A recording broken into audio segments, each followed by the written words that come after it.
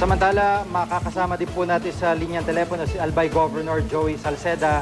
Governor Salceda, magandang hapon po. Magandang hapon, Jiggy. Apo, yung mga evacuees po, kumusta na po ngayon? Sa tingin ko naman na nasasagot namin ang mga pangangailangan nila at yung unti-unti po at marami na pong tumutulong na maibsan yung kakulangan po namin sa dalawa lang talaga, toilet at paliguan.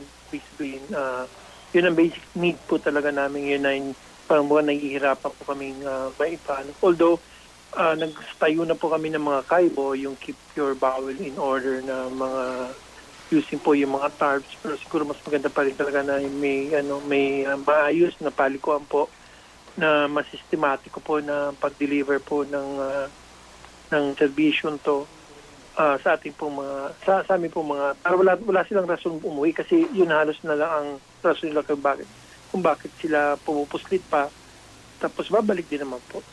Kaso baka maswerte yan. Yung pong kakulangan sa pondo nitong mga nakalipas na araw na binabanggit po ninyo, Pondo? sagutan na ho ba yun ng national government? Opo naman. Mabilis po. Yung bigas, tuloy-tuloy po yung nagpo-flow po talaga yung 5 kilong bigas sa lahat po ng bawat pamilya, bawat araw na sa evacuation center sila. Kasi yun nga po ang compensation namin na kung merong economic argument sila na bumalik sila doon dahil naglalati sila ng nyog or kung ano pa man, kaya sinagot na namin po yun dahil may 5 kilong bigas sila, 1 kilo lang naman na nagagamit nila araw-araw at saka yung mga animals sa Manila na ibaba naman namin at saka yun, mas better po ang care kasi may medicine, may supplements, may vitamins, may sabsaba, no? May silage po. So, we're taking out the economic argument na pag-uwi. Yung kailangan lang po talaga yung kasi this is more logistical than funding actually. Ito pong palikuan at yung comfort room. Apo, pero sa tubig po ba, meron pa ho kayong problema din? Wala po. Actually, ang kailangan namin po talaga yung physical structure talaga para magkaroon po talaga ng yun ang kailangan namin ng mas technical assistance. Actually, mas kailangan namin para may tayo na nga po itong mga CR o mga toilets para po yung wala ng rason ng pagpustit ng mga iba. Although lagi naman silang yes sir. Apo. Bisa ngayon po, ano po yung kumbaga, mabilisan na inyong solusyon dito sa problema ng palikuran? Minamadali nyo bang construction or mga portalet po ang inyong sagot? Ayaw nila na portalet eh. Kasi bumabantot at saka napaka-high maintenance actually. Bisig pakitao. At it requires a lot of education bago po talaga mapatakbo yan mo yan. So ang ginagawa namin, yung kaibo nga, keep your bowel in order. Kaso siyempre, di naman pwede maligo doon. So basically, ngayon, yung converted container van, parating na po galing sa Shell Philippines.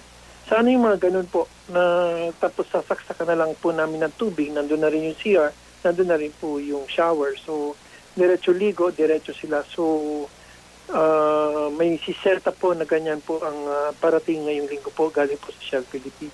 Isa na po yun. So, yung 5 siguro na ewan ko kung ilan yun, kung 10 ganun po, ilalagay na lang namin po doon sa mga major evacuation centers para po masagot namin po yung mga pangangailangan nila sa kanilang personal hiking requirements po.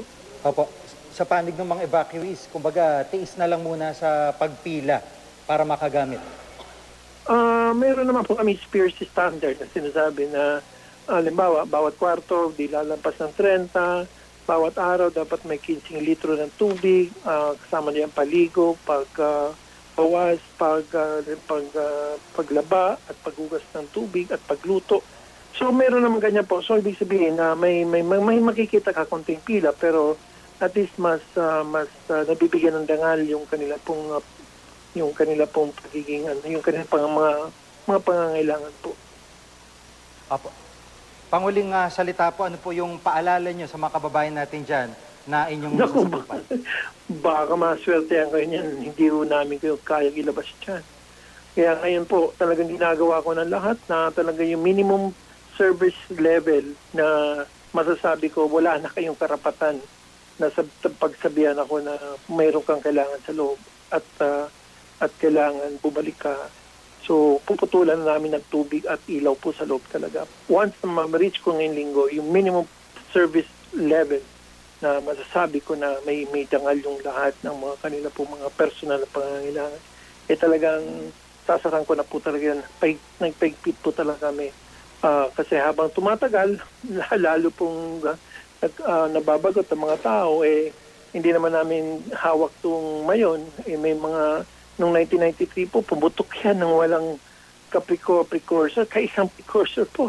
Patay na patay po lahat ng mga indicators na tibos. Bigla pong sumabog yan, kaya maraming namatay po kasi wala nga precursor. Ito pang may warning, hindi lalo na hindi ka papayag na magkaroon po ng casualty.